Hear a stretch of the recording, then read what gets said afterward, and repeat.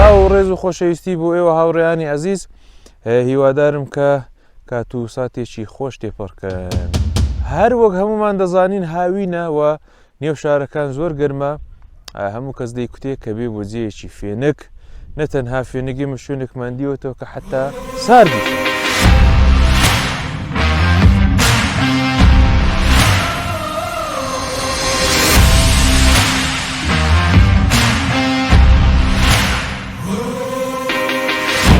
سەفەری ئەو جارەمان لە شاری ورمێەوە دەست پێ دەکەین. ئێمە لە ورمێەوە دەرکەوتین هاتین بەرەو تەورێزیشمان تێپەڕ کرد و هاتوین بەرەو وستانی ئەردەبیل گەیشتینە شاری خۆش و توریستی سەرعین، لەوێ ئێمە نەهارەکەمان خوارد.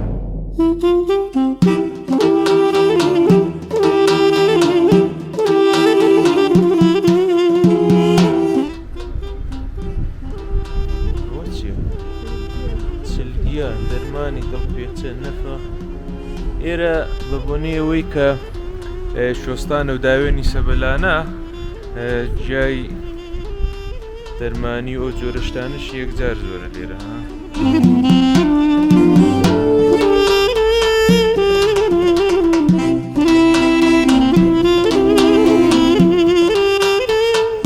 بەڵە ئەو جارە ئیشتیای ئابگۆشتمان کردو، هەموو جارە ئێرە هێنی چاپیەیە.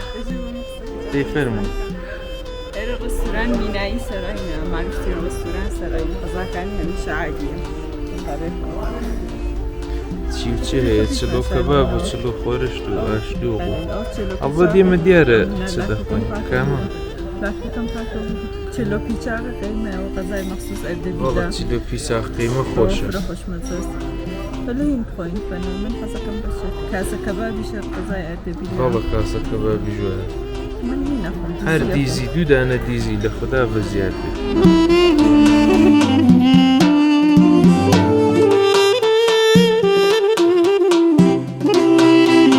والله دوای ئەوەی کە نەهارەکەمان لەسەر عین خوارد وەڕێکەوتین ئەردەبیلمان تێپەڕ کرد و هاتینە جادەی ئەردەبیل بە خەڵخاڵەوە، هەروە حدودی 18 کیلومترێک 10 دەقە چارەگێک هاتین.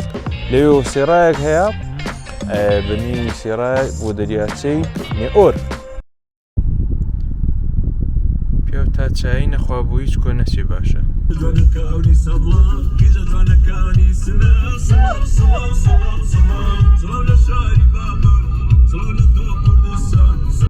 جادەکە زۆر باشە، 11 کیلومترە تا دەریاچەک نێئۆر.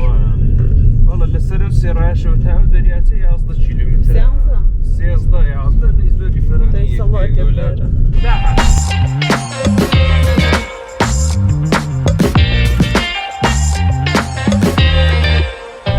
وەڵێ لە شاری ئەردەبیلەوە ئێمە ناوەڵەکەی باشە کالاب بووچە؟ کالاب ئەوە دەریاچە بۆم بەخێر بێن بۆ دەریاچەی نێئۆر. بەڵێ لە ئەردەبیلەوە قەریبی نیم ساعت 40 دقەیەک هاتین و گەیشتی ناو دەریاچێ. ئێرە جێش تەبیعیە، سەد و بەنداوەوانە نییە. لە نێو ئەو چێوانەدا ئەلان تقریبەن 25 ڕۆژێک لە هاوین تێپەڕ بۆ ئێرە ساردە، ناتوانین بڵم فێنکە واقعەن ئابوو جۆرە لیباسەوە بە لیباسی هاوینیەوە ساردە. بەڵا فەرموو دوایێرە ڕۆین بۆ دێهاتێک بەناو سوباتان. بەڵێ لەگەڵمان بن ئەو نێو هەوری مژە. تا دەریاچەی نێئۆر ڕێگاکە ئەسفاڵتە و کێشەی نییە، زۆر ڕاحەتە. ئەمە لەوە بۆ لاوە بۆ هاتن بۆ یەیلاق و هەواری سوباتان کە ئێمە ئەلان لێرەین. دەبێ ئێوە حدودی 2 سەعاتێک لە نەزەر گرن کە جادەی خاکی پێون و بێن ئینشەڵڵا. ئەمە جادەکە سەخت نییە، ڕاحەتە، دەتوانن بێن. یەک دوو جێگای فەقەت ناجۆری هەیە.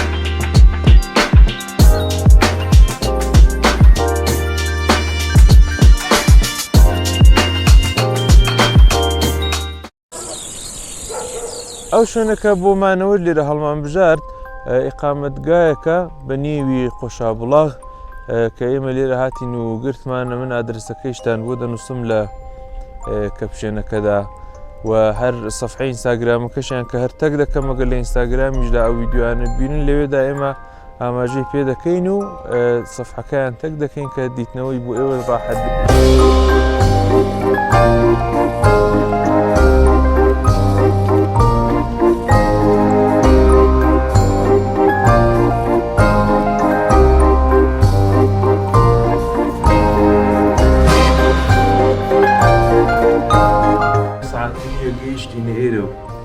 ئێرە ئەوەندە فێنکاگەل لێە پێشەوەی بین ئێمە کوورەکەیان بۆڵ کردین وەتە ئەوەندە فێنێک نییە ئەوەندە سەردە وەڵا ساردەیدی ئەوە سارد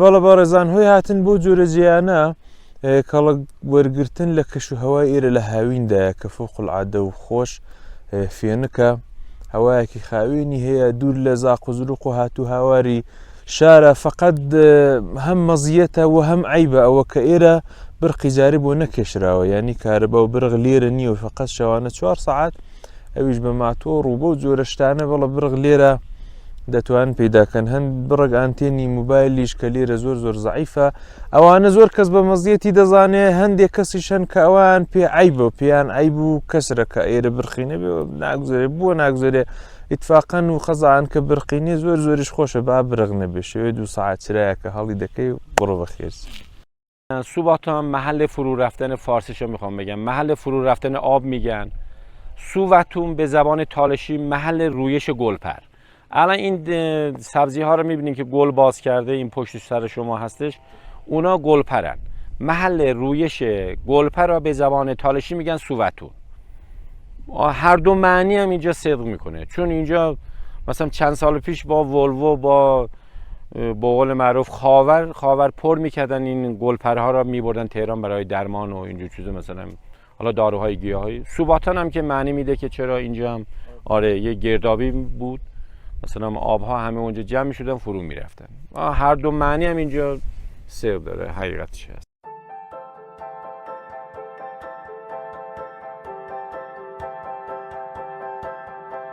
بەڵە بە پێیان ئێمە هاتینە دەرێ لای ئێوارە کە هەندێک پیاسە بکەین ماشای هەوا بکەن پێ چۆنەوە هەوایە هەوا ئەوەندە ساردە ئەسەن بەڕاستی هاوینی لە بیرمان بردەوە و مەجبور بین کە لیباسی گەرم لەبەرکەین ئەوە دەڕۆین کە دەورێکی نێوە دەی سوباتانە بدەین و بە ئێوەشی نیشان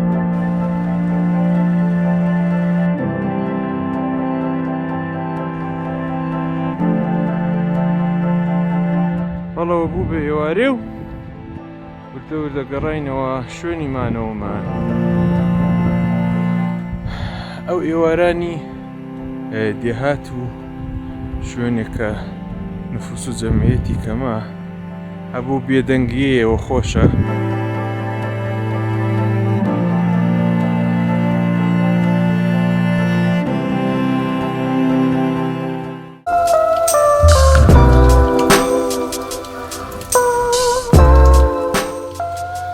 بەڵە خۆشەویستان ئێمە دو شەو لێرە خەوتین و شەوێ بوو بە گۆپاڵباران و تەرزەیەکی عەجایب زۆر چاک باری ئەمە باش بوو تاقەکەمان سارد نەبوو چون کوورەی تێدایەوە ئاوە خەوێکی چاک بوو ئەو ڕۆ دەچین کە لەو دەوروبەری ئەو مەنتەقەیە 1-2 شوێنی کە هەیە ئەوان ببینین و بە ئێوەی نیشان بدەین و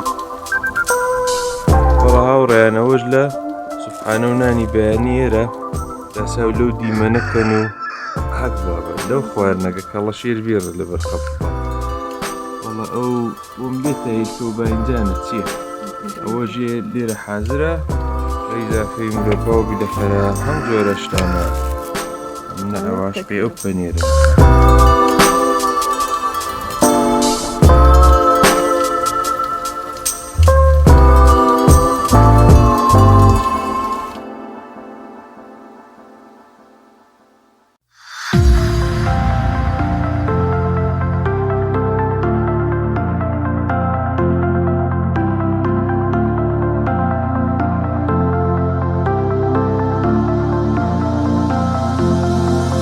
والله هاوڕێیان هاتین بۆ نێو ئەو جەنگەڵە فوق العادە هەوایەکی خۆش و خەڵۆتی هێجا جوانی ئێرە ئەوەیە کە پڕە لە داری میوە هەڵوو ئەنوای هەڵوچەی لێ هەرمەی جەنگەڵی لێ جا چاوەگە تماشا بکەنەوەوانە هەرمێ نەما جارەیە نەگەیوە ئاگاتان لێە ئازان ئەوە هەرمەی جەنگەڵی نەگەیوە ئەوانش کە هەڵوچەن کاکشیان ئەوە هەڵوچە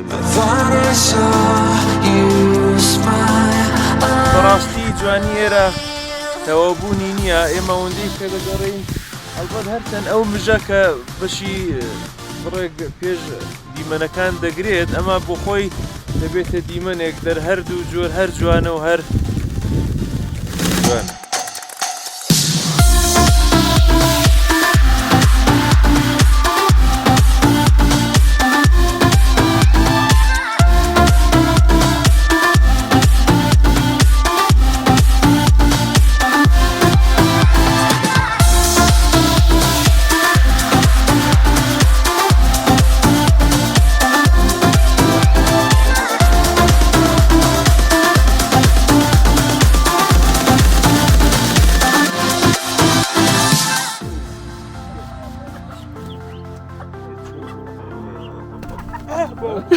ئێمە هاتینە تافگەیەک بنی ڤێرازان هەر لە منتەقەی سوباتانەوە خەریکین بەشێکی بماشێن هاتین و ئەو بەشەی کەشی کە ئاوە بە پێیان دەڕۆین کە ئەوێ ببینین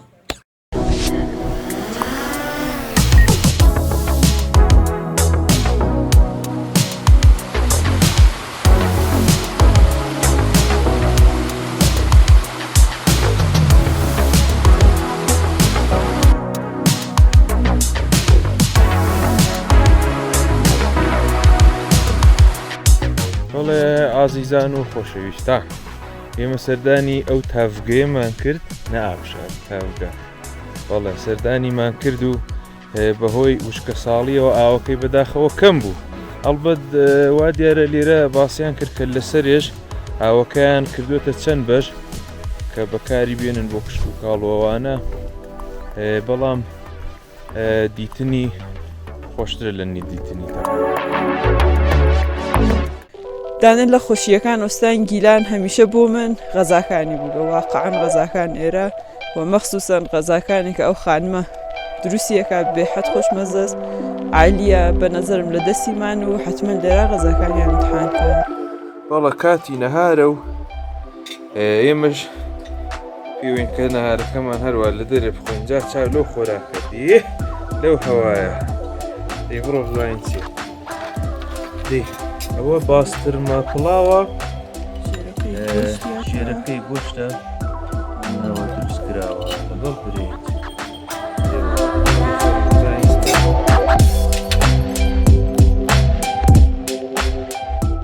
بەڵە هاوڕێیان ئەوە بریتە لە گۆشت و برنج و گوێز و ڕووبی هەنار ئەوانە پێکەوە ئەو چێشت و خواردەمنێ زۆر زۆر زۆر خۆشی پێچا دەکرد جا بەشێک لە خۆشی هەمیشەگی خواردنی ئەو ناوچەیە برنجەکەیەتی بەجێ خۆی لەن ئەو مەوادی کە پێشەکەی غەزاکەی پێ دروست دەکەن خواردنەکەی پێساز دەکەن چون بۆ خۆی ئێرە و ئێوە منتەقەی و تەڕتازە هەمیشە خواردنەکانیان زۆر زۆر خۆش دەکرێت لەو هەرمێ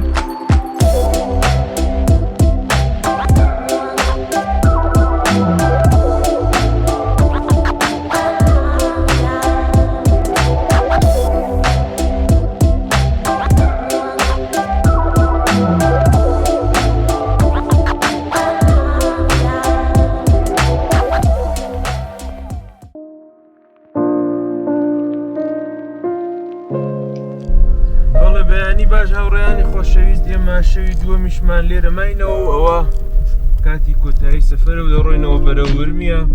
ئەمە مەسیرەکەمان هەر لەو ڕێگای وا هاتین ناگەڕێینەوە، دەچین بەرەو شاری تالش و لێوە بەرەو ئاستارە و لە حەیرانەوە ئینشاءڵڵا دەچینەوە بەرەو ورمیە. ئێمە لەو جۆرە ویددیویانە هەر دروست دەکەین، هیوادارم کەەوە بەدڵتان بێت و بەکارتان بێت و سەبسکرایبی کاناڵەکەش دەبیر مەکەن باوردە وردە کەسانێکی زیاتر بیبینی ئەڵبەت دەگە پێتان باش بوو، دەست و چاتان خۆش بە هەر بژین.